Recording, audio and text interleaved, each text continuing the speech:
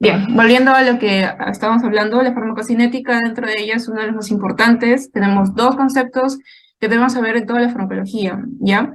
Tenemos lo que viene a ser la farmacocinética y la farmacodinámica, ¿no? Entonces, de manera simple, para que ustedes se puedan llevar estos conceptos y nunca, nunca en su vida se olviden, y tenemos que reconocer qué es la farmacodinamia, ¿no? Entonces, según el dibujito, a ver.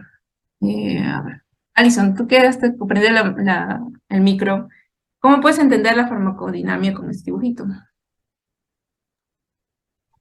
Bueno, yo pienso que la farmacodinamia es cómo va el medicamento cómo el medicamento va a activar en el cuerpo de la persona que se lo ha administrado, ¿no? ¿Cómo va a actuar? Bien, excelente. ¿Alguien más quiere describir cómo puede entenderse la farmacodinamia? A ver, por acá me he escrito. Emily dice, es la reacción del medicamento al organismo. Ok.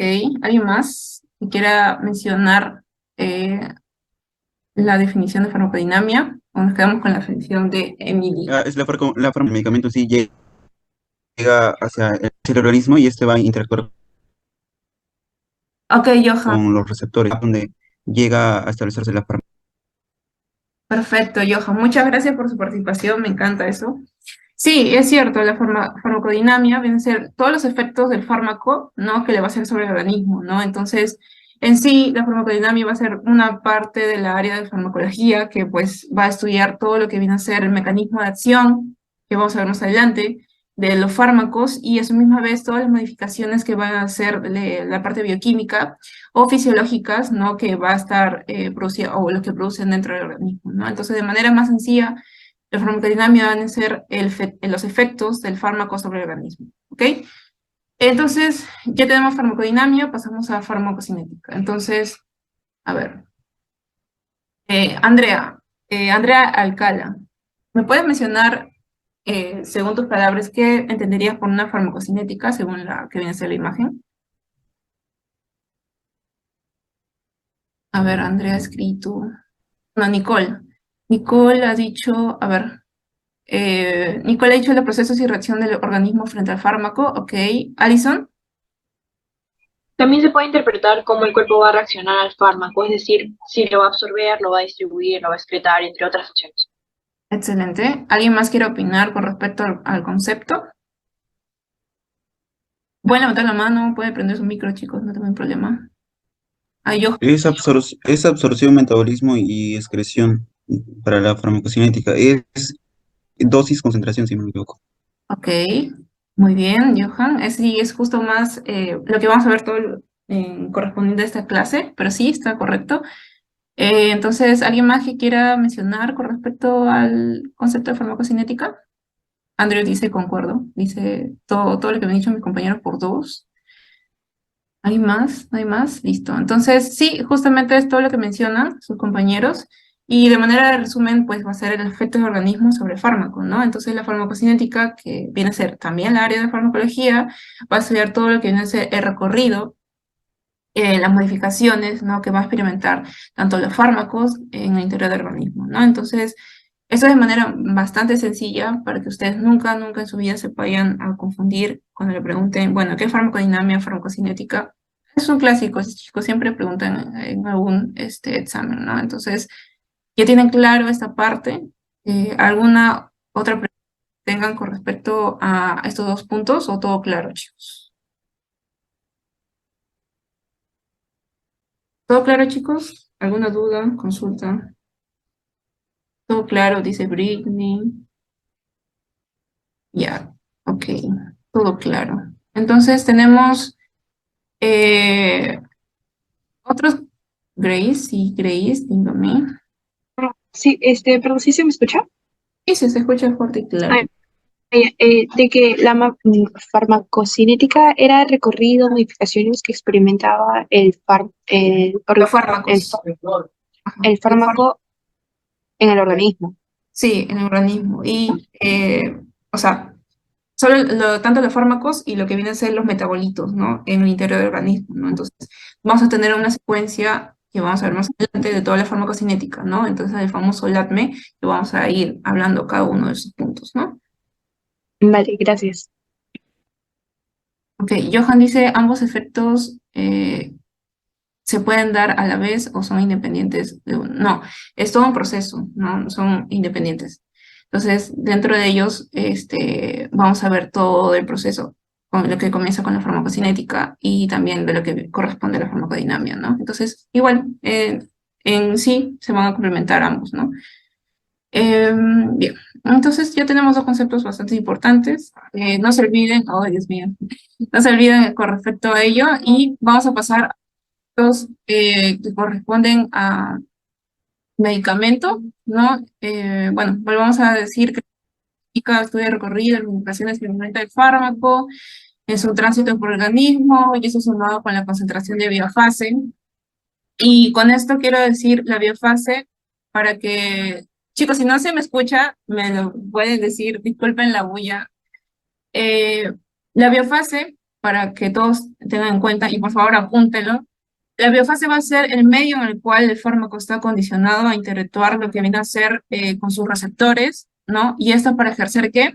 Un efecto biológico que puede ser tanto terapéutico o de manera tóxica, ¿no? Entonces, esto va a ser, en resumen, ¿no? El espacio en contacto con sus receptores teniendo el objetivo tanto terapéutico o puede ser tóxico, ¿no? Entonces, eso es lo que corresponde a la biofase. Entonces, todo ello, en resumen, como volví a decir y lo vuelvo a repetir, es todo lo que el organismo le hace, ¿no? Entonces, ya tenemos bastante definido lo que viene a ser la definición de farmacocinética, pero hay términos que tenemos que conocer, porque dentro de la clase vamos a verlos. Entonces, primero comenzaremos con lo que viene a ser, que es el principio activo. ¿Ok? El principio activo básicamente es todo lo que se va a utilizar para la actividad farmacológica, en el cual justamente tenemos lo que es la materia o porción de un medicamento, ¿ok? Esto se va a atribuir pues a la actividad apropiada para constituir lo que viene a ser el medicamento, ¿no? Entonces, es la sustancia activa que va a producir el efecto farmacológico en el organismo y en eso tenemos pues los famosos medicamentos, ¿no? Tanto naproxeno, ibuprofeno, enalapril, ¿no? Para los que conocen, los naproxeno y ibuprofeno son antiinflamatorios, ¿no? Entonces tenemos que tener grabado este definición porque más adelante lo vamos a mencionar. Luego tenemos lo que viene a ser el excipiente. El excipiente va a ser todo lo que se vaya a utilizar para conseguir la forma farmacéutica deseada, tanto lo que viene a ser, ustedes han visto que, por ejemplo, el paracetamol no solo viene en comprimidos, sino también en jarabe, ¿no? Entonces, son lo que viene a ser las cápsulas, los comprimidos, las soluciones.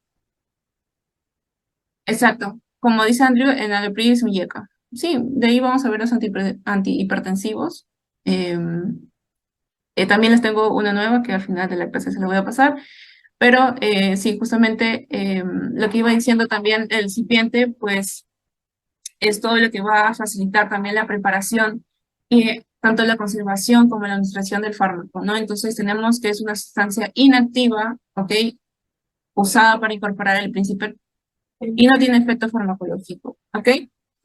Entonces tenemos, por ejemplo, los colorantes, los diluyentes y los glutinantes, que justamente son parte de las sustancias que va a hacer o va a incorporar final el medicamento, ¿no? Bien, entonces otro de los puntos que tenemos que recordar es la forma farmacéutica, ¿no? Es básicamente lo que es la disposición que va a adoptar el principio activo y también el excipiente para formar un medicamento, ¿no? Entonces, tenemos que de las formas sólidas, lo que vienen son las cápsulas, los comprimidos y tabletas. A mí también las semisólidas, obviamente, pomadas, cremas, por ejemplo, como diclofenaco, ¿no? O líquidos como jarabes, soluciones inyectables, que es justamente lo que hemos visto, ¿no? Por ejemplo, jarabe como el paracetamol que se le da a los niños, ¿no? No, porque volvamos a recordar, los excipientes no pueden causar reacciones adversas porque no tienen un efecto farmacológico, ¿ok? Entonces, todo lo que viene a ser el principio activo, el excipiente, la forma farmacéutica, va a constituir, vamos a ver, un medicamento, ¿ok? Entonces, recordamos esto, el principio activo va a ser la sustancia activa que va a producir el efecto farmacológico. El excipiente no tiene efecto farmacológico, pero va a ser una sustancia inactiva, ¿no? Que eso puede ser, o sea, la forma farmacéutica que va a ser deseado, ¿no? Tanto una cápsula, un comprimido o lo que vienen a ser soluciones. Y la forma farmacéutica es cómo va a dotar tanto el principio activo como el excipiente, ¿no? Para formar este medicamento. Tanto puede ser sólidos, semisólidos y líquidos, ¿no? Entonces, de estos tres vamos a formar lo que viene a ser el medicamento. Entonces, para ello, ¿no? Ya tenemos estos puntos establecidos y vamos a continuar con lo que viene a ser la farmacocinética. ¿Ok? La farmacocinética, como iba diciendo, y justo unas compañeras mencionaba con respecto a la absorción y todo ello, va a tener procesos, ¿no? Procesos en los cuales vamos a tener, o etapas, ¿no? Tenemos el famoso LACME, ¿ok? Lo que viene a ser la liberación, la absorción, la distribución y el metabolismo con la expresión, ¿no? Entonces, vamos a contemplar estas etapas y nos vamos a ir definiendo cada uno de estos puntos. Y bueno, pues vamos a pasar al primer punto, que es la liberación. La liberación va a ser básicamente, ¿no? Todo proceso por el cual el principio activo se va a encontrar disponible por su absorción. Básicamente va a ser una separación del resto de componentes y se va a suministrar en una cantidad terapéutica, ¿no? Del fármaco al lugar apropiado para que alcance la concentración. Bien, entonces, para ello, la liberación también tiene etapas o procesos principales, ¿no? Entonces tenemos primero lo que viene a ser la desintegración, la disgregación y finalmente lo que viene a ser la disolución. ¿Ok? Entonces, no, hay que acordar la disgre y dis, ¿ok? Puede ser pregunta del test, no se vayan a olvidar. Desintegración, disgregación y disolución. Bien, entonces ya tenemos definidas estas etapas de liberación y vamos a seguir con la primera desintegración. Bien, la desintegración básicamente va a ser la fragmentación de estas, de lo que vienen a ser las partes más pequeñas del medicamento. No tenemos el medicamento aquí, sufre una fragmentación y esta va a ser la desintegración de lo que viene a ser el medicamento, ¿no? Entonces, para ello, también seguimos con lo que viene a la desintegración, que básicamente va a ser la reducción de estas partículas del medicamento, ¿no? A mucho más chiquitas. Seguido de esto, tenemos la disolución, que básicamente es la dispersión de partículas en un medio acuoso, ¿no? Entonces tenemos toda esta dispersión de las partículas se va a llevar a una solución homogénea, ¿no? Entonces tenemos estas partículas que se van a ir hasta la solución homogénea, ¿no? Y es lo que tenemos que recordar, ¿no? Tres puntos importantes dentro de la liberación que nos va a permitir saber en qué etapa también estamos dentro de este proceso, ¿no? Entonces, justamente es como vemos, ¿no? Al final, cómo va a estar el fármaco disperso dentro del organismo, ¿no? Bien, entonces, ya tenemos descrito lo que viene a ser la liberación. Continuamos con las etapas. Llegamos a lo que viene a ser la absorción. Así que es la llegada del fármaco desde el lugar de administración, en el cual justamente vamos a llevar a que esto va a ser según la vía de administración. Y con esto quiero ir preguntar, ¿qué vía de administración ustedes conocen? La más clásica, obviamente, la principal es la vía oral, ¿sí o no? Pero ¿qué otras vías de oral, rectal, ok? Tópica, intravenosa, también dérmica, algo más que quiera decir, intramuscular, perfecto. Subdérmica, ¿no? Sí. Sublingual, subcutánea. Bien, genial, excelente. Sí están enterados, ¿no? Con respecto a estas vías de administración. Ahora, tenemos que recordar que dentro de las vías de administración intravascular, que viene a ser, que son las únicas que no van a contemplar el proceso de liberación y disolución, ¿ok?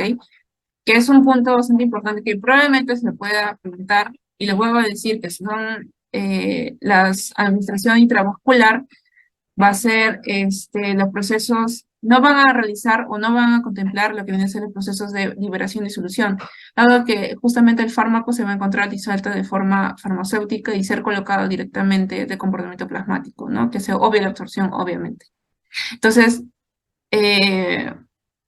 lo que pasa es que para que ocurra, pues, ¿no? El proceso de administración, el fármaco debe estar en una solución de líquidos tisulares, ¿no? Entonces, recordar esta parte, no se olviden. Bien, entonces continuamos con la absorción, que justamente es después de la administración del fármaco, que debe de atravesar todas las membranas semipermeables para que lleguen a la circulación sanguínea.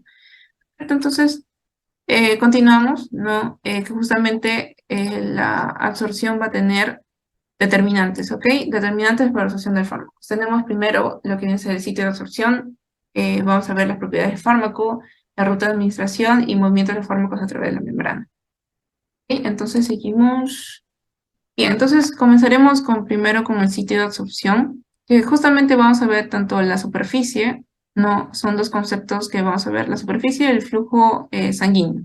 Para ello comenzaremos con la de superficie, que justamente se va a regir por una ley bastante importante, la ley de Fick. Que la ley de Fick, pues, que habla o explica, ¿no? Que la absorción mayor cuando mayor sea el área implicada, ¿no? En el proceso de intercambio. Pongo un ejemplo, ¿no? Después de una administración de cualquier medicamento, la mayor absorción se va a dar, ¿dónde? En el intestino delgado, dado que va a haber una disminución de la mucosa, ¿ok? Entonces, vamos a mencionar que la mayor absorción será cuando haya mayor área implicada, ¿no? Entonces, eso es con respecto a superficie. Seguimos con el flujo sanguíneo, que justamente va a ser, por ejemplo, ¿no? Cuando se va a administrar adrenalina, por ejemplo, que es un vasoconstrictor, y se va a retrasar lo que viene a ser la absorción de los medicamentos para que se administren en forma conjunta, ¿no? Entonces tenemos la relación que va a ser directa con la absorción y justamente pues eso va a llevar también a lo que viene a ser que va a depender bastante de la permeabilidad, ¿no? Entonces recordemos, ¿no? Tanto la superficie como el flujo sanguíneo que va a estar bastante influenciado con la sitio de absorción. Bien, seguimos entonces propiedades de fármacos. La propiedad de fármacos tenemos el peso molecular, el tamaño de partículas, lo que viene a ser la solubilidad, la ionización en el pK y la concentración. Bien, entonces tenemos, sí, vuelvo a explicar la ley de Fick. Simple, chicos, a mayor absorción que tenga, bueno, sea mayor la absorción, mayor va a ser la área implicada. Quiero decir, si vamos a administrar un medicamento, ¿ok? Eh, esta absorción va a llevarse más a cabo en el intestino delgado. ¿Por qué? Porque justamente dentro del intestino delgado, como hemos visto en histología, va a haber bastante lo que viene a ser o disposición de lo que viene a ser la mucosa. Entonces va a absorber más y por ello va a tener una mayor área implicada, ¿no? Entonces, eso es básicamente lo que explica la ley de Fick, ¿no? ¿Quedó claro? ¿Quién me preguntó? María José, ¿se ha quedado claro? A mayor absorción, mayor va a ser la área implicada. María José, ¿todo correcto? Perfecto. Entonces, iba explicando las propiedades del fármaco, que justamente va a ser el peso molecular, el tamaño de sus partículas, la solubilidad, la ionización en pK y la concentración. Tenemos entonces como primer punto la peso molecular. Como ya han visto en bioquímica, química, ¿no? Que puede ser el concepto, va a ser un manera de repaso, pero igual se les vuelve a mencionar, ¿no? Todo eso va a depender del tipo de transporte a emplear y la vía de administración, ¿ok? Y dentro de ello también tenemos lo que es el tamaño de partículas, que va a estar relacionado justamente con el peso molecular y el tipo de transporte, ¿no? Luego tenemos la solubilidad, que básicamente hablar de la absorción en proporción de la liposolubilidad y del fármaco, ¿no? Entonces, para ello también debemos saber que los fármacos, no se olviden mucho este término, porque los fármacos van a ser muy liposolubles para administración de vía oral, ¿no? Se van a distribuir rápidamente por el organismo. Y por eso es que el vía oral es uno de los vías de administración más usadas, ¿no? Entonces, también debemos recordar dos puntos importantes, la que viene a ser la ionización y el pK. Entonces, tenemos dentro de ello, ¿no? ¿Se acuerdan? El ácido fuerte débil, en este caso va a ser pues capaz de ionizarse. Para ello, ¿no? Cuando hablamos de un ácido fuerte o débil, esto va a implicar que este va a donar un protón, ¿no? Entonces, nos vamos a referir, ¿no? Cuando hablamos de ácido o también base fuerte o débil, eso va a implicar la capacidad que tiene de ionizarse de la molécula, ¿no? Entonces hablamos de ácido cuando la molécula tiene capacidad de donar protones y hablaremos de lo que viene a ser, bueno, de la fuerte, si se ioniza totalmente, y débil, si se ioniza parcialmente. Mientras tenemos lo que viene a ser base fuerte o débil, que básicamente va a hablar de capacidad de ionizarse. Quiero decir, en cuanto se habla del base, básicamente es cuando la molécula acepta protones, ¿no? O sea, acepta un protón, y hablamos de fuerte cuando se ioniza totalmente y débil cuando se ioniza parcialmente, ¿ok? Entonces tenemos ácido fuerte o débil o base fuerte o débil. Ácido dona protón, base acepta protón, básicamente así. Y se habla de fuerte o débil cuando es fuerte si va a ionizar totalmente y débil cuando ioniza parcialmente. Básicamente es acordarse bioquímica o, bueno, química, que es correspondiente a estos temas, ¿no? Y finalmente esto va a implicar, pues, ¿no? El paso de sustancias a través de la membrana, ¿ok? Entonces, tenemos otro punto, ¿no? Dentro del pK también la definición, que esto va a implicar que es una constante de disolución, ¿ok? Y tenemos que es el pH, ¿no? Cuando está un 50% de las moléculas que están ionizadas y el otro 50% cuando no lo están. Entonces, el pK lo que va a implicar acá es que va a ser de todo el estado de equilibrio de la molécula, ¿no? Un estado en que la molécula no va a aceptar ni va a donar protones, ¿no? Sino va a estar de manera neutra.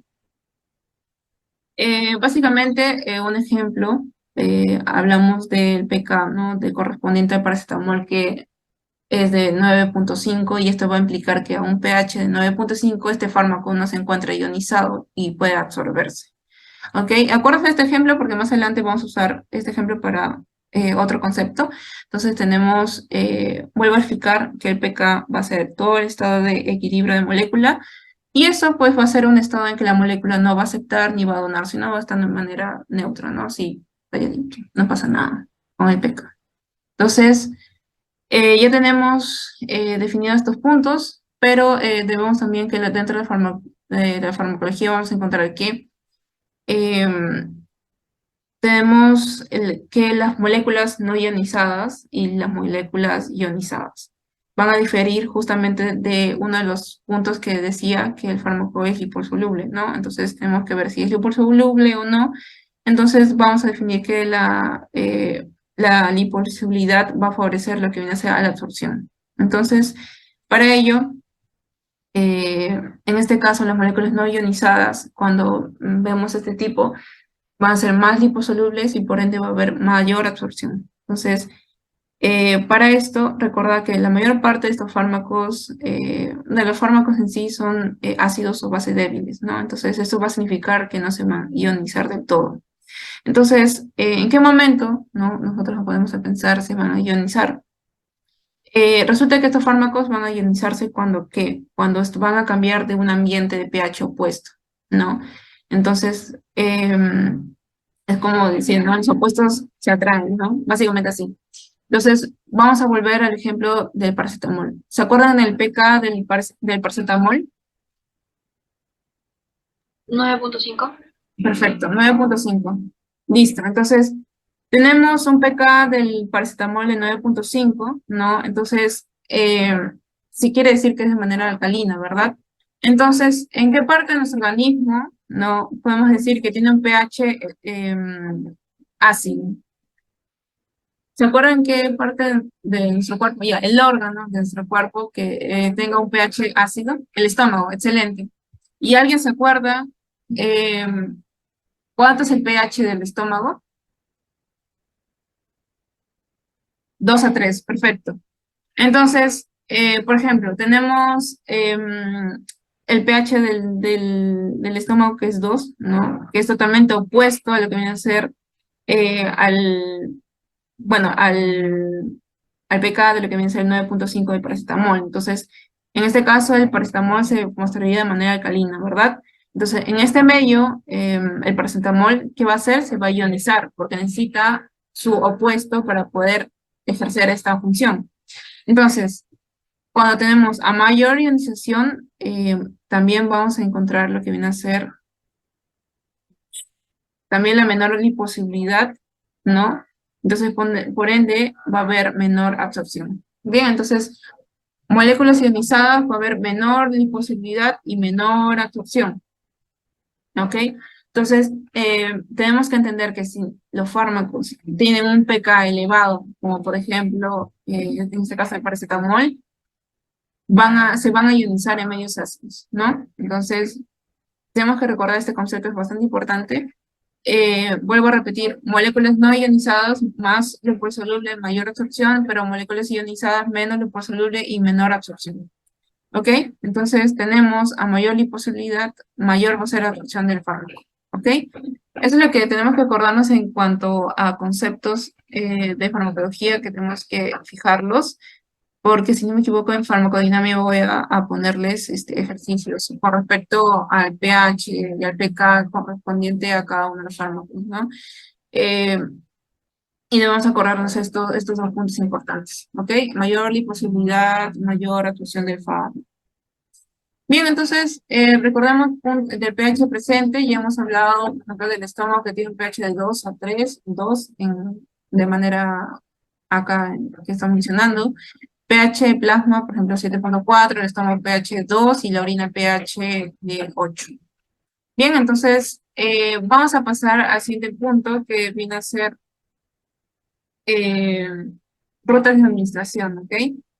Para ello, justamente vamos a hablar, esto va a ser de acuerdo a características dependientes de la vía de administración que vamos a encontrar en las siguientes.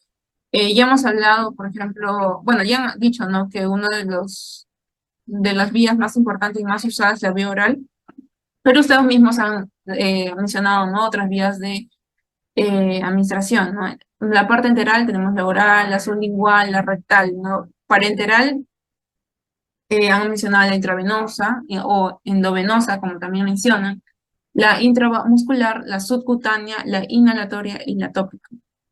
¿Ok? Entonces, vamos a seguir con los factores que afectan la absorción de vía oral.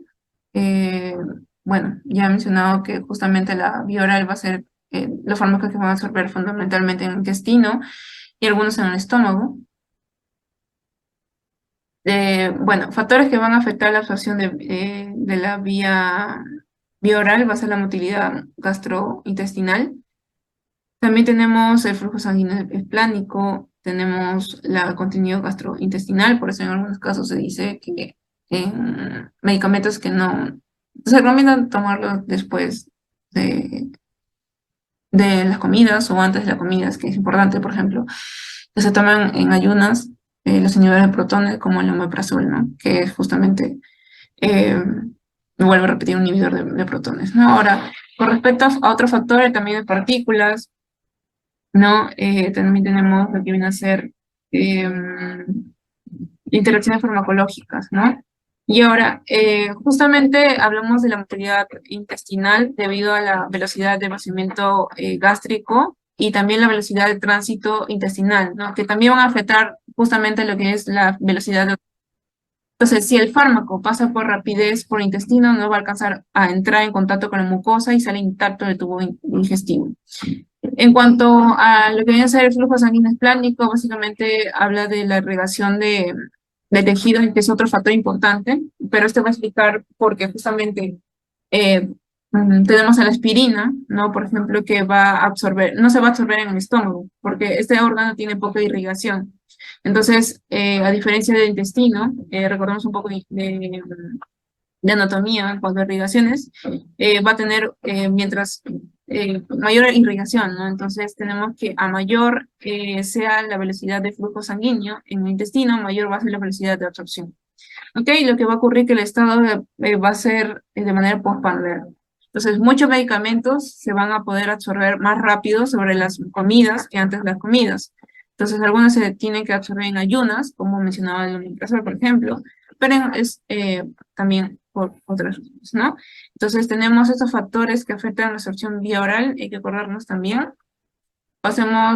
Hay otros trastornos, pasemos a la vía sublingual que mencionaba por aquí. Tenemos a la absorción directa, que va a pasar por la mucosa de circulación venosa, perdón, de la vena cava superior, ¿no? Entonces tenemos, se va a emplear cuando el fármaco es inestable al pH gástrico o cuando no toleran el metabolismo de primer paso. ¿Alguien de ustedes conoce algún medicamento que sea por vía sublingual? ¿O conocen algún familiar que haya tomado algún medicamento por sublingual? Ketorolaco. ¿Alguien más que quiera mencionar algún ejemplo de medicamentos sublinguales? Había uno que vamos a ver más adelante, es un antihipertensivo, y se lo dejo, ahí está, el Captopril, que decía Alison, excelente, que es uno de los fármacos que se dan de manera sublingual, ¿no? Entonces, nosotros vamos a ver dentro de ello, fármacos, dentro de todas las clases, ¿no? Que es de manera sublingual, ¿no? Bueno, pero ya conocimos que de por vía oral es el más conocido, ¿no? Tenemos el vía rectal, ¿no? Que llega a la circulación sistemática por la que viene a ser la parte hemorroidal, ¿no? Inferior. Y pues, básicamente va a tener, esta circulación sistemática va a llegar directamente a la circulación, ¿no? Entonces, algún medicamento, bueno, más que medicamento, que se acuerdan, que es por vía rectal. Tal vez en niñitos, bueno, embarazadas también se los ponen. Pero ¿se acuerdan cuál puede ser, chicos? Es facilito. Alguien, tal vez de niños o quizás algún conocido, por vía rectal. ¿Los supositorios? Excelente, los supositorios. Por lo general, a las embarazadas, las que van a dar a luz, se le ponen supositorios. Perdón. Entonces tenemos los famosos supositorios que mencionaba por ahí. Bien, entonces evita lo que básicamente, parcialmente lo que es metabolismo, el primer paso, y suele ser bastante errática, a veces dolorosa, incómoda, obviamente para niños quizás es un poco molestoso, ¿no? Los supositorios. Bien, entonces seguimos, la vía intravenosa, no va a requerir absorción, y que ya hemos dicho, ¿no? Que va a ser dado que va a llegar el fármaco, ¿no? A la circulación, va a ser directamente, ¿no? Entonces se va a saltear esta parte y no va a tener lo que viene a ser la absorción. Bien, entonces la vía intramuscular, que básicamente lo que no nos gusta, ¿no? Depende del lugar de inyección, el flujo sanguíneo local y tus ligantes de fármaco, ¿no? Entonces, la solución acuosa es justamente la más dolorosa.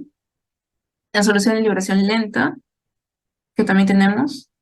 Y esta vía es bastante útil, ¿no? Para fármacos que requieren vehículos oleosos, ¿no?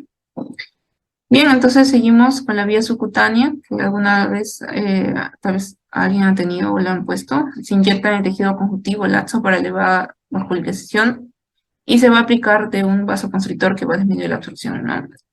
Esta es de manera rápida, aplicación sencilla. Y bueno, pasamos al otro punto, que viene a ser los movimientos de fármacos.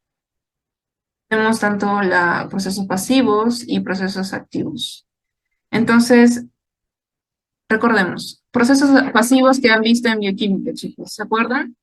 Ya han visto uno de los pasivos. Pueden decirlo en el chat, chicos, o hablarlo, no tengo ningún problema. Difusión facilitada, ya. ¿Alguien más quiere hablar? Alice está muy participativo hoy día. Filtración, ya. ¿Alguien más quiere mencionar? Difusión, perfecto. Ósmosis, por gradiente, excelente. Ok, ya.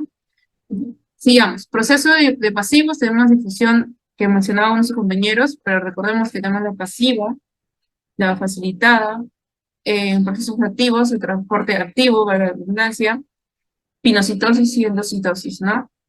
Bien, también tenemos, perdón, la filtración que era otro de los procesos pasivos. Ahora, definamos y recordemos. Difusión pasiva. Aplicando la farmacología, el fármaco se va a mover pues a una región de mayor concentración a otra de menor concentración, ¿no? Entonces no va a aplicar de lo que viene a ser un transportador, ¿no? Entonces no saturable, va a haber mayor en sustancias no ionizadas y también de pequeño peso molecular, ¿no? En cambio, la difusión facilitada va a ser cuando la sustancia no es liposoluble, o en este caso también puede ser cuando es de gran tamaño y va a depender también del gradiente de concentración, ¿no? Entonces, en este caso es saturable y por ende, o bueno, esto va a depender, ¿no?, de un transportador. Tenemos la filtración, que es el paso de moléculas a través de los poros, ¿no? Y esto es gracias a lo que viene a ser la presión de hidrostática u osmótica que íbamos viendo, y va a tener un principal regulador, ¿no? Que va a ser el tamaño molecular. Se van a filtrar lo que vienen a ser los iones y justamente que van a estar cargados negativamente. Tenemos el transporte activo, recordemos, ¿no?, que va a ser la mayoría de los fármacos, ¿no?, dado que va a tener una proteína de transporte que básicamente va a usar energía, ¿no? Va a haber un gasto de energía por el cual va a haber un paso de la gradiente de concentración. Entonces tenemos la característica del transporte activo, que es justamente saturable, específico, competitivo, y se va a usar para alargar la duración de acción de fármacos como, por ejemplo, la famosa penicilina, y otros medicamentos, ¿no? Tenemos a la pinocitosis, endocitosis, bueno, en sí va a ser pues ambos un sistema de transporte que para el fármaco con mayor peso molecular y se puede ver en forma de vesículas, ¿no? Y entonces parámetros para de importancia, lo que viene a ser la velocidad de absorción, que habla de lo que viene a ser relacionado con la biodisponibilidad, que vamos a ir definiendo un momento, y el límite de inicio del efecto Kerckhoff. Hablamos un poco de la biodisponibilidad, que es justamente importante dentro de todo la farmacocinética, que va a entenderse por los procesos que va a ocurrir, ¿no?, tras la administración del fármaco, ¿no? Entonces, viene a ser, pues, cuando el porcentaje del fármaco administrado va a alcanzar a la circulación sistémica, ¿no? Entonces, es lo que vamos a ver correspondiente a ello, ¿no? Ahora, el grado de absorción, también uno de los parámetros importantes, del cual va a depender la magnitud del efecto, el mecanismo de acción, que justamente es el tipo de transporte que va a emplear el fármaco para atravesar membranas celulares. Sigamos con los parámetros farmacocinéticos de absorción, que justamente vamos a hablar de la concentración máxima en sangre.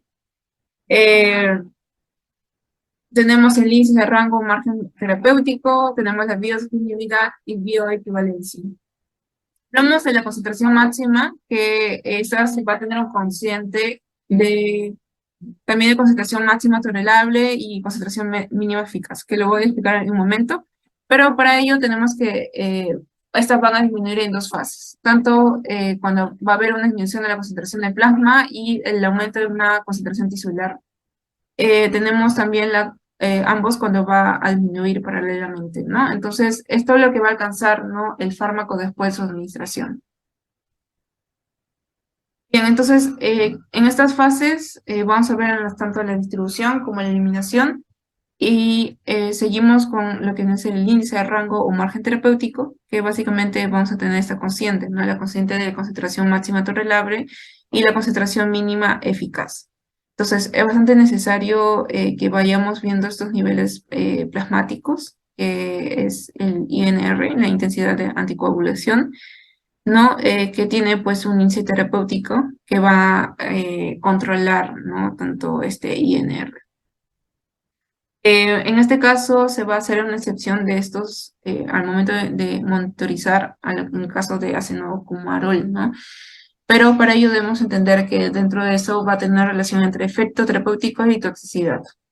Bien, entonces seguimos con el punto de biodisponibilidad, que ya hemos hablado que justamente es el porcentaje de fármaco que es administrado, ¿no? Y que va a alcanzar la circulación sistémica, ¿no? Entonces, para ello hablamos un poco de esto, si se va a administrar a un paciente un fármaco por vía oral. valga la redundancia, parte de este fármaco que se va a administrar va a perder parte de la insolubilidad, ¿no? Entonces otra parte va a ser metabolizada dentro del intestino, otra parte va a ser metabolizada dentro del hígado y solo una fracción va a alcanzar a la sangre, ¿no? Entonces, esa es la fracción de lo que viene a ser la biodisponibilidad, ¿no? Es decir, va a ser la fracción capaz de ejercer el efecto, ¿no? El efecto terapéutico. Entonces, cuando se ingiere un comprimido, por ejemplo, de propanolol, ¿no? De 80 miligramos, para controlar la hipertensión arterial. Solamente una parte, en este caso, un 25% de esta dosis va a alcanzar a la circulación, ¿no? Entonces, el resto se va a metabolizar, pues sea intestino, hígado, en este caso en el hígado, ¿no? Por eso es que va a haber un efecto metabólico hepático.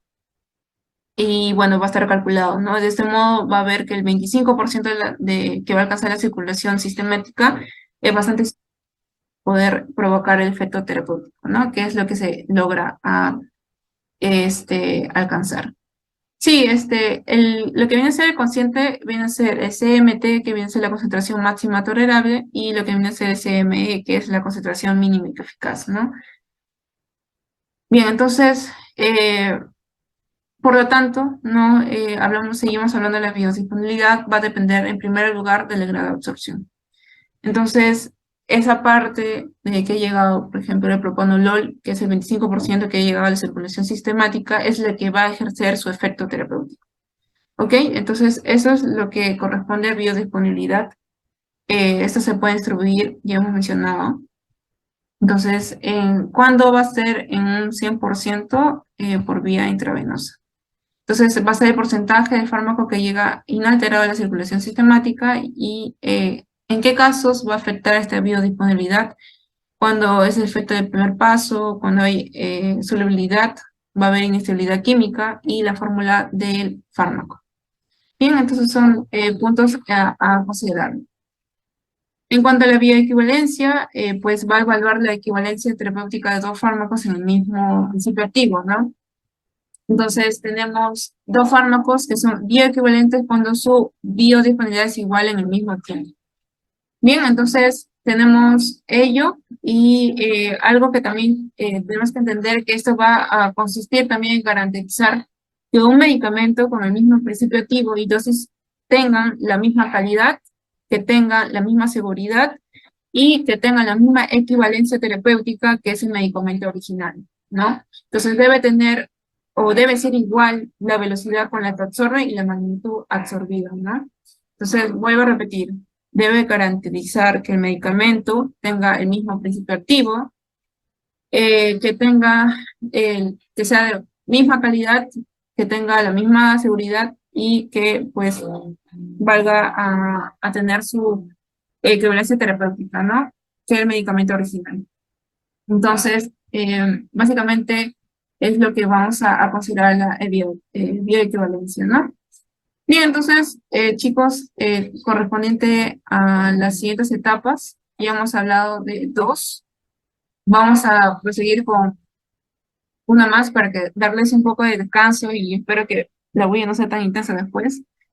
Bien, la distribución básicamente habla del movimiento, ¿no? Del fármaco desde la circulación de tejido diana. Entonces va a estudiar tanto el transporte en sangre como la penetración en tejidos. Entonces, tenemos que... Ya pues estoy... Ya. Tenemos entonces que una vez que va a ser pues el fármaco penetrado dentro de la circulación sistemática, se va a distribuir entre los tejidos corporales. Entonces, esta distribución no suele ser uniforme debido a diferencias de perfusión sanguínea, de lo que viene a ser la fijación de tejidos, como por ejemplo debido a un contenido graso, eh, también puede ser por el pH, ¿no? Y la permeabilidad, lo que viene a ser las membranas celulares, ¿no? Entonces, dado esto, vamos a entender que también la velocidad de acceso para los fármacos en tejido depende de la velocidad del flujo, ¿no? Del flujo sanguíneo que va a ser hacia dicho tejido. Tenemos también lo que viene a ser la masa tisular, los coeficientes de partición entre la sangre y el tejido. Entonces, tenemos que el equilibrio de distribución, que es el momento en el que las velocidades de entrada y salida son iguales, entre la sangre y el tejido, se va a alcanzar más rápidamente en rutinas más vascularizadas, ¿no? Excepto cuando hay un paso limitante de la velocidad de difusión a través de las membranas celulares. Entonces, para ello también tenemos que saber las características físicas y químicas del fármaco, tanto el tamaño, la liposolidad y la ionización que hemos hablado anteriormente. Tenemos también la fijación de proteínas plasmáticas y tisulares y flujo sanguíneo y permeabilidad capilar en órganos barreras corporales, ¿no? Que también tenemos que tener en cuenta. En tanto, en transporte de fármacos que en sangre, tenemos cómo van a viajar estos fármacos, pues esto puede ser disueltos en plasma, fijados en proteínas plasmáticas, que pueden ser incorporadas también de manera de células, ¿no? Fijados en proteína plasmática, acordarnos que va a ser la albúmina, la globulina y la alfa-1 glucoproteína, ¿no? Para ello, recordar que justamente la albúmina va a ser un transportador para lo que viene a ser fármacos ácidos, ¿no? Mientras que por ejemplo, la glucoproteína se va a unir a ciertos fármacos básicos, ¿no? Entonces, algunas de las uniones son con proteínas que transportan, por ejemplo, hormonas como la unión de estrógenos o también lo que viene a ser la testosterona a las globulinas, ¿no? En cuanto a la unión también proteína plasmática, recordar que es un fenómeno saturable, no es lineal, ¿no? Para la mayor parte de fármacos la fracción libre o ligada que son constantes. Y finalmente tenemos la unión de un fármaco con las proteínas plasmáticas, que justamente va a ser la reducción de la concentración en los tejidos y en un sitio de acción, puesto que el fármaco solo, libre, se va a encontrar en equilibrio y a través de las membranas, ¿ok? Mis chicos, ¿quieren que les explique algo? O bueno, vuelva a explicar esta parte porque se me escucha, no sé si se me escucha bien fuerte porque la bulla es muy fuerte aquí. Así que me lo pueden escribir en el chat, chicos, para tenerlo en cuenta. Nosotros no escuchamos la bulla. ¿Ah, no me escucha? Ah, perfecto. Gracias. Listo, entonces perseguimos. Gracias, Alison. Bien, perfecto. Entonces seguimos explicando, chicos. Y en un momento resuelve tu pregunta. ¿Quién es Johan? Pero sí, Johan, en un momento sigo con la pregunta para no perder la lección de los compañeros. Bien, entonces tenemos, correspondiendo ya al transporte, vamos a definir cada uno. Tenemos el disueltos en plasma, que va a ser la fracción difusible, que puede fluir hasta todos los tejidos y se puede metabolizar o excretar antes de hacer su acción. Para ello, también tenemos los fijados de proteínas plasmáticas, que va a ser la porción de fármaco que no pasa al órgano diana, va a incrementar lo que dice la vida médica del fármaco, y para ello tenemos lo que ya hemos hablado, los ácidos débiles más la globulina, y los ácidos débiles con los alfa-1 glucoproteínas y los beta-lipoproteínas, que iba mencionando, ¿no? Como por ejemplo las hormonas, ¿no? Con la unión de los estrógenos y testosteronas con las globulinas, o en caso, por ejemplo, de la albúmina, ¿no? Que va a ser un transportador que es básicamente con un fármaco ácido, ¿no? Entonces, seguimos con los accesos de fármacos a tejidos, que va a implicar, bueno, ¿no? Depósitos tisulares y redistribución de fármacos, y las barreras corporales que vamos a tener en cuenta, porque cuando vean ustedes dentro de la farmacocinética de cada medicamento, va a decir, esta pasa por barrera hematocefálica, o esta no pasa por barrera hematocefálica, o esta sí pasa por barrera placentaria, ¿no? O no pasa por barrera placentaria, ¿no? Entonces vamos a ver, por ejemplo, IECAS, y se entiende, ¿no? Por ahí que no se le puede dar a las mujeres embarazadas, ¿no? Que puede ocurrir un efecto adverso, en este caso que es teratógeno, ¿no? Entonces, vamos a ver estas barreras corporales, y tenemos también los depósitos tisulares y redistribución del fármaco. En cuanto al tejido adiposo, pues en realidad muchos de estos fármacos se van a almacenar en la solución en grasa neutra, dado que justamente la grasa va a constituir un reservorio importante que va a producir, o bueno, es un producto liposoluble, ¿no? Entonces, entendemos que la grasa va a ser un reservorio bastante estable gracias a su irrigación bastante reducida, ¿no? Entonces tenemos, por ejemplo, el tiopental o el DDT, que es un insecticida, ¿no? Luego tenemos lo que viene a ser huesos y dientes. Eh, Vemos, por ejemplo, las tetraciclinas o lo que vienen a ser metales pesados que se van a acumular dentro de lo que viene a ser el hueso por absorción en cristales óseos y pueden estos pues convertirse en lo que viene a ser un depósito de liberación lenta, ¿no? Entonces, dado esto, vamos a ver que va a haber una destrucción local de la médula ósea y también va a reducir la irrigación y va a prolongar lo que viene a ser el efecto de depósitos porque va a tener un agente tóxico, ¿no? Y esta va a quedar pues separada de circulación. Entonces, también tenemos el hígado del pulmón, que en este caso damos un ejemplo como la amiodarona, ¿no? Entonces, a partir de la acumulación de los fármacos en que se da la redistribución de los fármacos, porque no pueden estar almacenados por largo tiempo, sino tienen que salir y pues de manera redistribuirse, ¿no? Entonces, todo ello va, como ya mencionamos, estos depósitos celulares no se van a quedar para siempre, sino tienen que redistribuirse y excretarse, ¿no? Entonces, tenemos también las barreras corporales, que justamente hablamos de la barrera hematoencefálica y la barrera placentaria, que justamente son limitantes de los comportamientos. Hablamos de la barrera hematoencefálica, que es la principal barrera de lo que viene a ser el transporte de medicamentos, no para el cerebro, que justamente va a actuar también como una barrera inmunológica, ¿no? También puede actuar como una barrera metabólica, ¿no? Entonces tenemos que justamente las células endoteliales va a tener que la barrera hematocefálica están pues conectadas, ¿no? Con un complejo de unión mediante la interacción de proteínas, ¿no? Y estas proteínas vienen a ser transmembranas, ¿no? Entonces, esto va a sobresalir donde lo que va a ser el interior hacia el exterior, ¿no? Que va a formar pues una conexión entre las dos, bueno, entre las células endoteliales, ¿no? A diferencia de la barrera placentaria que básicamente habla de que esa barrera va a impedir pues la mezcla de la sangre materna y fetal, ¿no? Y lo que viene a ser el intercambio pues entre la madre y el feto, ¿no? Entonces, y esto se van a dar por diferentes mecanismos. Ahora, el principal mecanismo va a ser por el cual va a haber muchos medicamentos o bueno, también determinadas drogas que atraviesan la placenta de manera de difusión simple, ¿ok?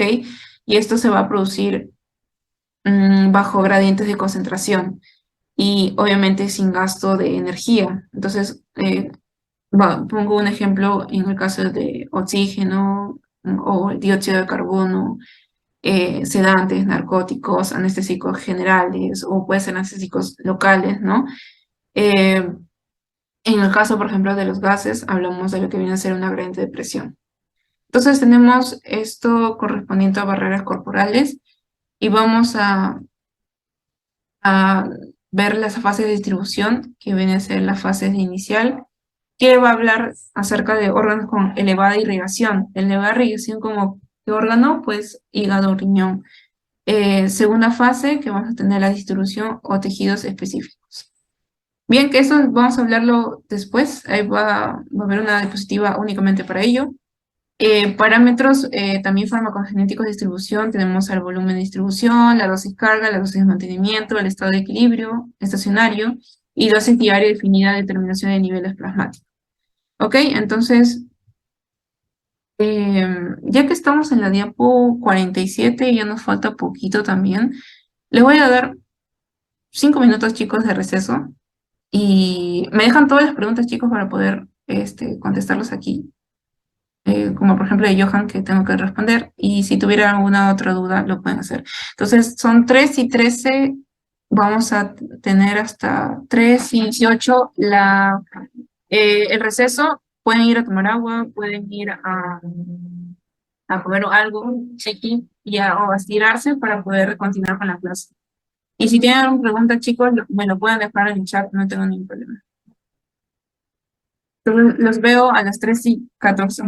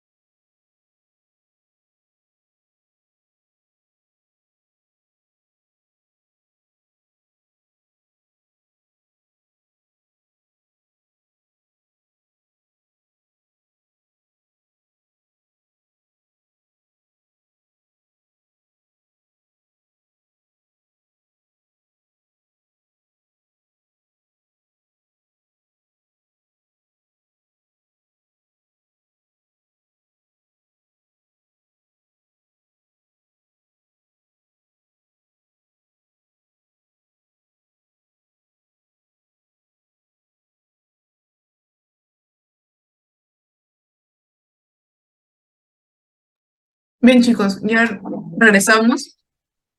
Este, solo Johan me dejó su pregunta.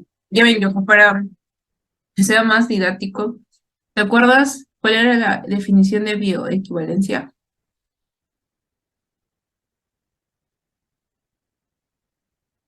Johan, se me fue Johan.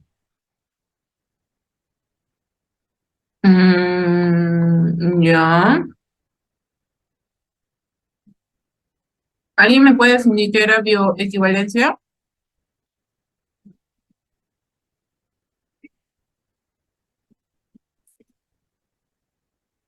Ya, ¿alguien más? Johan, bueno, alguien que no sea Johan, ¿me puede definir qué es la bioequivalencia? Sí lo mencioné, chicos, lo mencioné como dos veces, creo. Las Allison tiene que ver con la disponibilidad. Mm, sospechoso. Ya, ¿alguien más me puede definir la bioequivalencia, chicos?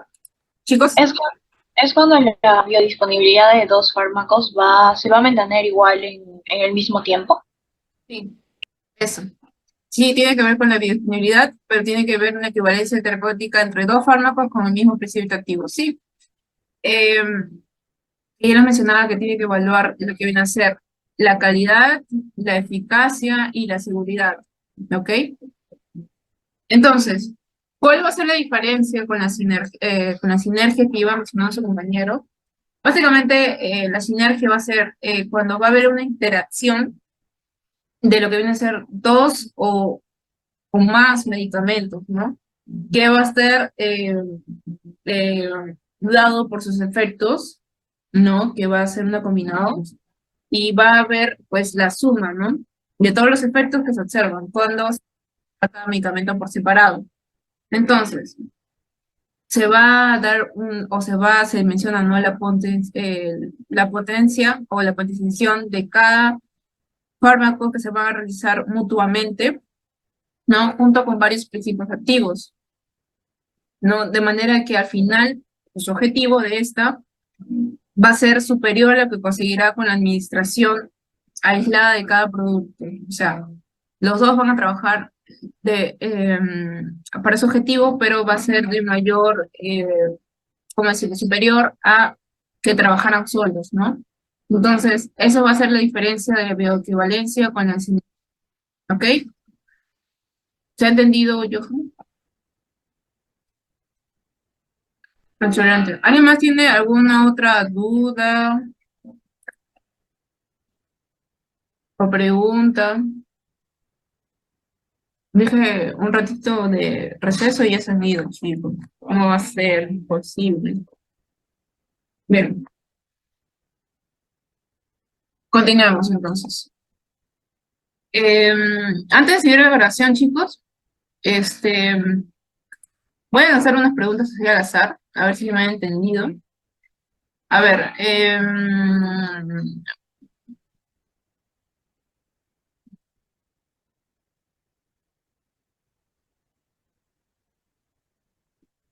ya. En cuanto a lo que viene a ser ionización, ¿ya? A ver, vamos a elegir a alguien al azar. Bien, entonces, a ver, Emily. Emily, ¿estás ahí? ¿Me escuchas? ¿Me oyes? Maestro.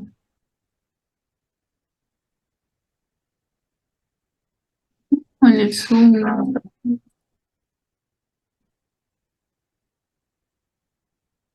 Zoom se llama congelado. Yush.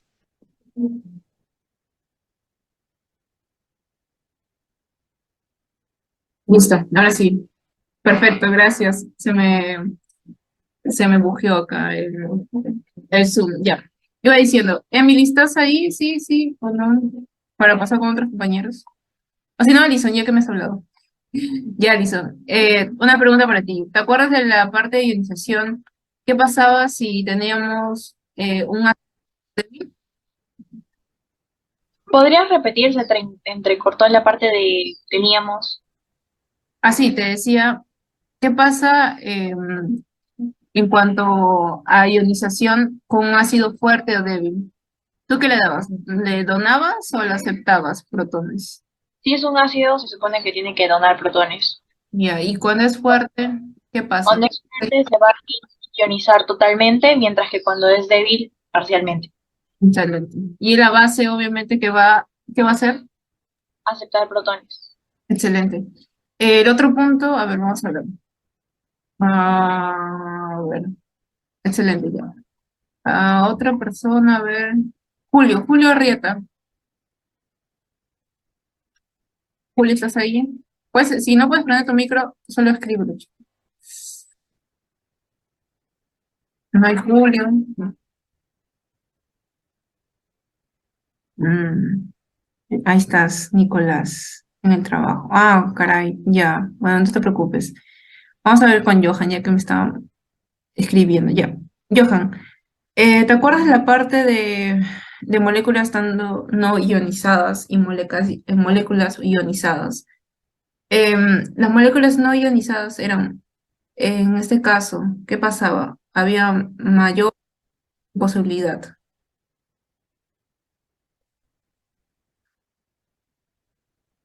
Ujú. Mayor absorción, excelente, mayor liposibilidad y era mayor absorción. En cuanto a las moléculas ionizadas, va a haber menor liposibilidad y menor absorción. ¿Ok? Entonces, hay que recordar esos puntos porque en realidad los van a ver más adelante en la clase de farmacodinamia. Y bueno, nos quedamos en la parte de fase de distribución. Ya vamos a terminar, chicos. Algo corto, farmacocinética es más eh, cosas que tenemos que saber así importantes. Bien, entonces teníamos los parámetros de farmacocinéticos, distribución, y hemos hablado de cada uno de ellos. Vamos a entrar a un poco más del concepto. El volumen de distribución básicamente va a ser el volumen teórico. Ay, perdón. Creo que ya está grabando.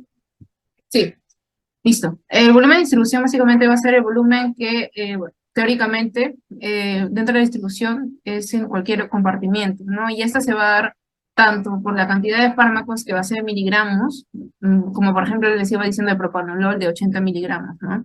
Y viene a ser también la concentración plasmática. Entonces, este volumen de distribución va a ser mayor cuando el fármaco es liposoluble y menor cuando va a tener un fármaco hidrosoluble, ¿no? Entonces tenemos esta constante, no, bueno, mejor dicho, que viene a ser el volumen de distribución. Acordarse, la cantidad de fármacos, que puede ser en miligramos, y la concentración de plasmática, ¿no? Puedo preguntarles, ¿cuál es el volumen de distribución de tal fármaco? Y ustedes tienen, y yo les pongo tanto la cantidad de fármaco, que puede ser, por ejemplo, un antihipertensivo, si les pongo el miligramo, y la concentración plasmática, ¿no? Que les voy a dar también como constante. Entonces, bueno, yo quiero que recuerden este concepto y esta fórmula porque probablemente les pueda preguntar para mañana. Entonces, para ello también tenemos que el volumen de distribución va a depender tanto de las características físico-químicas del fármaco, el peso del individuo y también la proporción de agua y el kilogramo, ¿no? Cuando ustedes em, receten, va a ser bastante importante el peso de la persona, ¿no? Y también la proporción en cuanto al agua y el kilogramo, ¿no? Seguido de eso también tenemos la dosis carga, que básicamente habla de lo que es toda dosis que se va a administrar al principio de tratamiento para alcanzar pues, la concentración deseada del plasma, ¿no? ¿Y cómo vamos a determinar esto? ¿No? Con respecto a esta fórmula, ¿no? Con el volumen de distribución por la concentración objetiva. Pasamos también a la dosis de mantenimiento, que va a ser toda dosis administrada para reponer la fracción de fármaco eliminada del organismo, ¿no? Porque recordemos, dentro de todas las etapas de farmacocinética, al final obviamente se tiene que excretar, ¿no? Este medicamento. Y vamos con el estado de equilibrio estacionario, que básicamente, pues al inicio de esta va a haber bueno, una concentración plasmática disminuida, y pues la entrada va a ser mayor. Luego de esta se va a incrementar la concentración y también pues la eliminación. En cuanto a dosis diaria definida, según lo que corresponde a la Unidad Internacional de Medida establecida por la OMS o, bueno, la Organización Mundial de Salud, este se va a expresar como DDD o sea, la dosis diaria definida por 1000 de habitantes por día, ¿no? Entonces, es lo que se ha establecido correspondiente según la OMS. Y determinaciones de niveles plasmáticos que va a implicar. Tenemos la necesidad de asegurar eficacia o toxicidad, ¿no?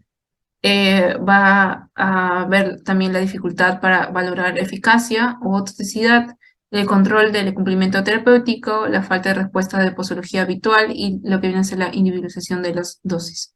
Bien, entonces en cuanto a distribución, ya para determinar esa parte de esa etapa de farmacocinética, tenemos que va a haber un comportamiento central en el cual va a haber lo que viene a ser eh, por ejemplo, en agua plasmática, intersticial o intracelular, que son tejidos bien irrigados, compartimientos periféricos superficiales que va a haber pues dentro del agua intracelular, que es poco accesible, ¿no? Que viene a ser, por ejemplo, los tejidos menos irrigados, y el compartimento periférico profundo que va a haber depósitos tisulares.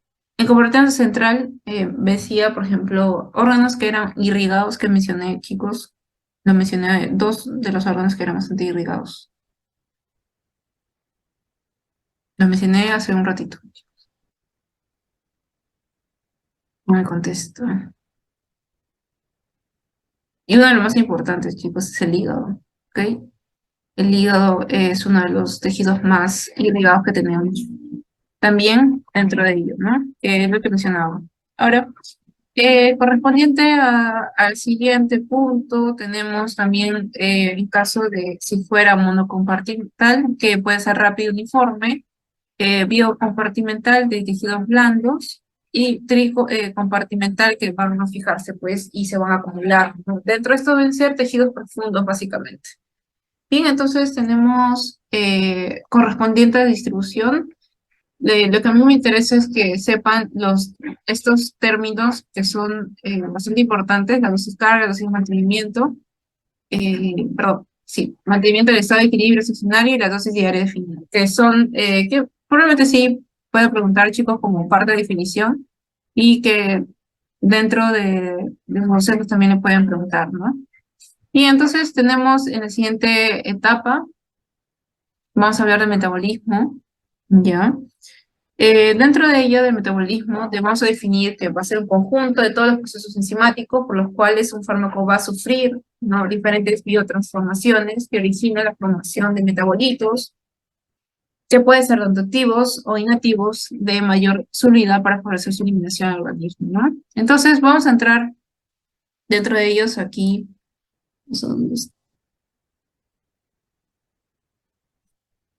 Tenemos la activación y la inactivación. Dado que justamente sufre dos tipos de cambios, vamos a tener esta activación o inactivación, ¿no? Entonces, la activación básicamente se da cuando un fármaco va a ingresar en forma de profármaco. ¿Pero qué es un profármaco? Esto quiere decir que va a entrar de manera inactiva y va a requerir pues, esto se vaya a metabolizar, ¿no? Para que posteriormente de lo que está inactivado se tiene que activar. Bien, y pues adquiera pues, ¿no? Una forma de metabolito, ¿no? Porque todo fármaco que ha sido pues metabolizado, todo fármaco que haya sido metabolizado se va a convertir en metabolito. Bien, entonces, ¿dónde se va a ocurrir el proceso de metabolismo? Pues no ocurre solo en un tejido, tenemos que entender eso. Puede ocurrir, pues, tanto en los riñones, puede ocurrir en el corazón, en los pulmones, en el cerebro, en el estómago, pero pues a nivel hepático es el que nosotros vemos usualmente, ¿no? Entonces, tenemos que a nivel hepático, como es de donde ocurre el metabolismo, pues vamos a tener que, van a ocurrir dos fases. La fase 1, que es correspondiente a las reacciones no sintéticas, ¿no? Que van a intervenir, que van a conducir también la inactivación a la activación de las drogas, ¿no? Entonces, ¿cómo se va a lograr esta inactivación de los medicamentos o drogas, como se menciona? Bueno, va a ser a partir de un grupo de enzimas principal, la enzima CYP450, ¿no? Y toda su familia, ¿no? La CPI 450 va a tener la IA2, la 2C9, la D6, la 3A4, tenemos también la CIP3A4, ¿no? Entonces, ustedes van a escuchar mucho cuando vean la parte de metabolismo, ¿no? Las enzimas, la más clásica, la CIP450, ¿no? Que justamente forma, ¿no? Y su familia forma parte de ese citocromo, ¿no? Por ejemplo, la CIP3A4 va a ser el que va a participar al menos el 50% del metabolismo, ¿no? De todo el fármaco, y estos se van a utilizar de forma terapéutica, obviamente, ¿no? Entonces, ¿cuáles van a ser estas reacciones dentro de esta fase 1? Tenemos a lo que viene a ser la oxidación, que va a ser la adición de oxígeno, pérdida de hidrógeno, perdón. Y bueno, pues también tenemos la reducción, pérdida de oxígeno o adición del hidrógeno, la hidrólisis, que va a ser la descomposición de una sustancia intermedia del agua, ¿no? Entonces, para ello, en la oxidación, ¿qué tipos de compuestos van a participar? En este caso tenemos los alcoholes o aldehídos. En la reducción es todo lo contrario de la oxidación, porque acá van a participar lo que vienen a ser los aldehídos, también los ésteres y lo que vienen a ser las acetonas. Y en lo que viene a ser la hidrólisis, aquí van a participar los ésteres y glucósidos. ¿Ok? Entonces, todo esto van a tener la oxidación, pues las oxidasas, las reductasas y las esterasas, realmente van a estar participando aquí. Luego en la fase 2 vamos a tener lo que viene a ser, que va a corresponder a reacciones no sintéticas, las reacciones químicas que llevan por lo general la regulación de la inactivación. Conjuntamente se ha visto que aquí puedes mencionar la conjugación, ¿no? Con ácido glucurónico o la acetilización, ¿no? Entonces, aquí la conjugación va a tener la combinación de una droga con otras sustancias formadas por el organismo, ¿no? Entonces, eh, todo ello vamos a ver que todo esto va a ocurrir a nivel hepático, es decir, dentro del hígado, valga la redundancia, ¿no? Pero específicamente, ¿dónde es que va a actuar? En el retículo endoplasmático liso. Principalmente a nivel de los microsomas, dado que esto va a participar en diferentes tipos de enzimas y pues cada proceso va a ser una reacción química. Entonces, dentro de la oxidación tenemos, chicos, sus micros, si van a preguntar, por favor, me pueden escribir o levantar la manito, chicos. Bien, entonces para la oxidación, lo que iba diciendo, vamos a tener las oxidasas, que son las que catalizan las oxidaciones, a la reducción, que justamente son los que reducen compuestos de ésteres nítricos. En caso de la hidrólisis, que básicamente va a hablar de participar las esterasas, que van a provocar la hidrólisis de los ésteres, y pues finalmente tenemos la conjugación, que habla pues cuando participa la glucuroniltransferasa, ¿no? Entonces, es lo que debemos entender tanto en la fase 1 como 2, a nivel hepático, cómo va a ocurrir este metabolismo, ¿no?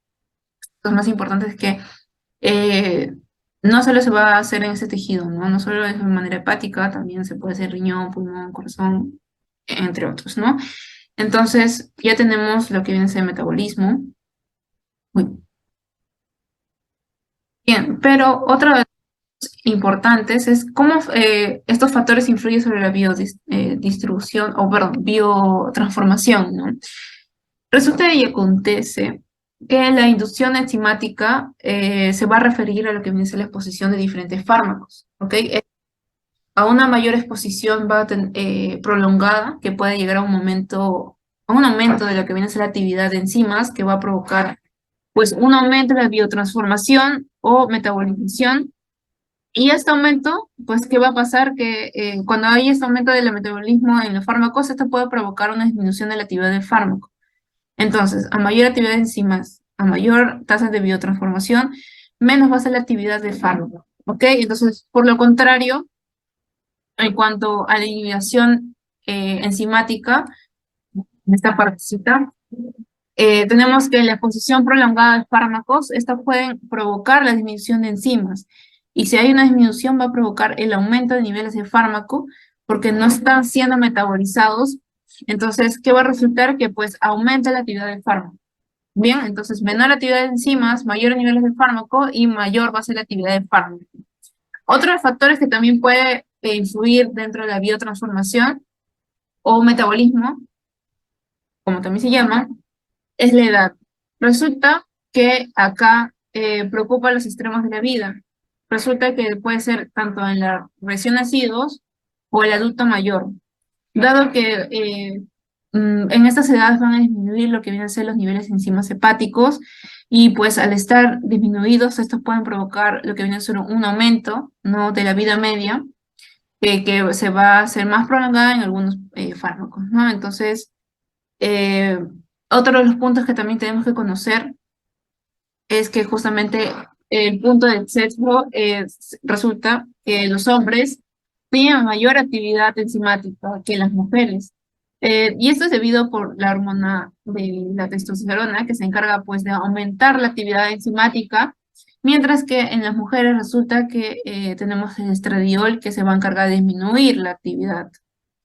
Entonces, en caso del embarazo, ¿qué va a pasar? Que obviamente por estados fisiológicos que va a tener la mujer, estas pueden pues cambiar algunos de estos aspectos, ¿no? Y bueno, también otro punto es que dentro del aumento del estradiol y de progesterona que va a influir en el metabolismo o biotransformación, pues al mayor estradiol, menor va a ser la metabolización del fármaco, por lo cual va a haber mucho efecto y este efecto no va a ser tanto terapéutico, sino más un efecto tóxico, ¿no? En cuanto si hubiera pues mayor progesterona, esta va a haber mayor metabolización y pues no hay efecto como tal. Finalmente tenemos otros factores que influyen sobre la biotransformación o metabolismo, que bueno, hablan, ¿no?, de lo que vienen a ser factores en cuanto a parte genética, que pues esto de manera que se ha visto en estudios, ¿no? Que habla pues, se ha hecho investigaciones, ¿no?, en grupos de animales que tienen mayor o menor actividad enzimática, ¿no? Pero es uno de los puntos que hay que considerar, porque todavía está en estudios. Sin embargo, tanto la inducción enzimática, inhibición enzimática, edad y sexo, es lo que influye, mejor dicho, los factores del metabolismo, ¿no? Entonces, ¿todo claro con esta parte, chicos?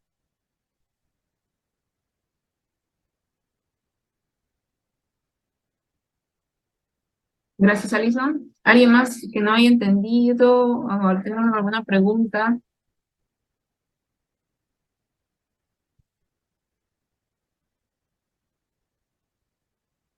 Bien, entonces, queda claro. Pasamos en el último aspecto de las etapas de la farmacocinética. Tenemos la excreción. Obviamente, tenemos que la eliminación hace todo proceso por el cual obviamente se va a eliminar los medicamentos y su metabolismo del organismo, ¿no? Porque obviamente ha pasado por todas las fases bueno, en caso si hubiera sido pues no un medicamento oral, ha pasado por todas las fases de la farmacocinética y pues al final ha llegado a su metabolismo y tiene que excretarlo, obviamente. Entonces tenemos que todo esto, tenemos uno de los puntos más importantes que van a ver, que es la eliminación renal. Dentro de la eliminación renal, pues tenemos una actividad funcional de los riñones. ¿Se acuerdan cuál es la actividad funcional de los riñones, chicos? La nefrona, sí, acá está bonito y explicar la nefrona. Bien, Alison, estás muy atento a mi grado. Entonces, dentro de la nefrona, para ello vamos a tener tres pasos importantes de la eliminación del fármaco. Primero vamos a tener lo que viene a ser la filtración glomerular, la resorción tubular y la secreción tubular. Dentro de la filtración glomerular va a ocurrir pues a nivel de glomérulo y acá ocurre un proceso pasivo, ¿no? Dado que por acá todas las sustancias de menor peso molecular, es decir, todos los fármacos son las que van a pasar la filtración glomerular, básicamente toda la porción, de toda la porción, ¿no? Obviamente los medicamentos, ¿no? Y en este caso no están unidas a las proteínas, o sea, la fracción libre de los fármacos, ¿no? A cambio, en la resorción tubular, básicamente estos van a ocurrir a nivel del túbulo proximal, ¿ok? En este túbulo está compuesto por una membrana, ¿no? Lipoide, por ende las sustancias que son liposolubles pasan por una difusión pasiva, pero también sustancias ionizadas que son de transporte activo, que ya hemos estado hablando anteriormente, ¿no? Entonces va a comenzar a ser más selectivo. Y finalmente tenemos la secreción tubular, que esta habla de cómo va a ocurrir dentro del nivel del túbulo distal, porque acá ya no existe lo que viene a ser el transporte pasivo, sino lo que viene a ser el activo, ¿no? Lo cual a generar un gasto de energía, ¿no? Entonces, ¿de qué va a depender? En este caso, de a partir del túbulo distal, y esta puede ser pues eliminado, excretado, depende si hay un aumento de los niveles de medicamento a nivel de la parte plasmática, ¿no? Entonces, que esta será pues más rápida la eliminación y este fármaco va a depender tanto de lo que viene a ser la absorción, ¿no? Y de su fijación como tal.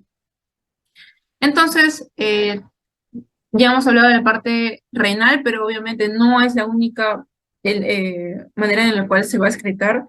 Tenemos la eliminación pulmonar, que en este caso, por ejemplo, ¿quiénes se pueden excretar por vía pulmonar? Pues anestésicos generales, lo que vienen a ser otros líquidos volátiles como gasolina, queroseno, entre otros. Eliminación de tubo digestivo, ¿no? Tenemos la eliminación de saliva, ¿no? La parte de eliminación hepático-biliar, que en esta, por ejemplo, son fármacos inalterados que no son absorbidos, en los metabolitos del bilis, ¿no? Que puede ser ácidos y bases orgánicas incorporadas en la bilis, ¿no? Por transporte activo. En cuanto a circulación enterohepática también, que puede ser eventual eliminación, pues, renal.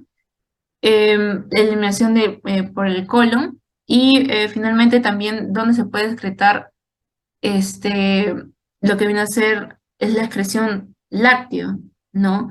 Y sí, Alison, también se puede excretar por sudor. Perdón, sí, por sudor. Por sudor, por saliva, por lágrimas también, increíblemente.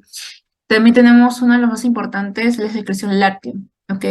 La secreción láctea es uno de los importantes por posibles efectos en el niño lactante. Entonces, en este caso, ¿en qué fármacos se puede dar esta excreción? Por ejemplo, ansiolíticos, antibióticos, alcohol, antidepresivos, ¿no? Eh, los que son también depresores del sistema nervioso central, ¿no? Entre otros. Entonces, otras vías de excreción que no están dentro del PPT, pero hay que saber, ¿no? Ya he mencionado la saliva, como su compañera también mencionó, el sudor, las lágrimas, ¿no? Que son justamente también en cuanto a la saliva, hablar que esos son más que todo por difusión simple, y pues estos fármacos no están ionizados, ¿no? Lo que convenientemente pues resulta que va a haber una determinación y pues una concentración plasmática de fármacos, ¿no? Entonces, ya hemos tenido cada una de las etapas correspondientes. Hablamos entonces en resumen en cuanto a farmacocinética, efectos de organismo sobre el fármaco, la farmacodinámica que va a ser el efecto del fármaco sobre el organismo y las etapas de los efectos, perdón, de las etapas de farmacocinética, ¿no? Tenemos la liberación, la absorción, la distribución, el metabolismo y la excreción. Entonces, chicos, eso ha sido más que todo la clase de hoy día. Espero que les haya escuchado. Pero quisiera saber si tienen alguna pregunta o duda para poder resolverlas ahora. Porque recuerden que mañana les voy a tomar una pregunta de cinco de esta parte de farmacocinética y 5 de farmacodinámica. Entonces, quisiera saber si tienen alguna pregunta. Sí, dime, Ivana. ¿Te podrías volver a explicar la parte entre biodisponibilidad y bioequivalencia, por favor? Ujú, ujú, ujú. Bien, entonces, hablamos de la bioequivalencia. Ya mencionaba, ¿no? Que es cuando el medicamento tiene los términos de tanto de calidad, de eficacia y seguridad, ¿no? ¿Qué es lo que se requiere para que haga efecto dentro del paciente, ¿no? Entonces, esas hablábamos que tienen que tener en cuenta el principio activo y también la dosis que se está dando en cuanto al medicamento, ¿no? Entonces, eso es correspondiente a lo que viene a ser bioequivalencia. Pero también tengo que mencionarles que dentro de la bioequivalencia tenemos que entender, se habla mucho, ¿no? De lo que viene a ser el medicamento genérico y original, ¿no? Que es el punto de vista en cuanto a calidad, seguridad, eficacia, ¿no? Entonces, en realidad se hacen diferentes estudios dentro de los fármacos, ¿no? Si ustedes han visto, se dan investigaciones, ¿no? Y esto es para demostrarnos que todo lo que iba diciendo, ¿no? En cuanto a la calidad, el efecto que tiene este medicamento.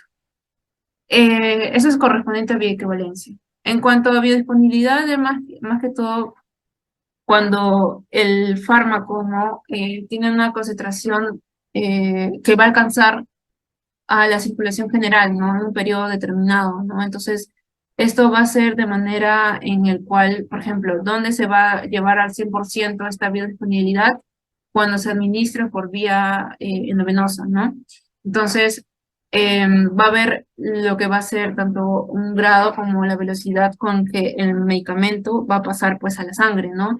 Y entonces esta va a alcanzar su objetivo, que es el efecto esperado, ¿no? El efecto terapéutico. Bien, entonces, ¿se ha quedado claro, Ivana, con respecto a tanto el concepto de biodisponibilidad y bioequivalencia? Sí, ya mucho mejor, gracias. Perfecto. ¿Alguien más tiene alguna pregunta?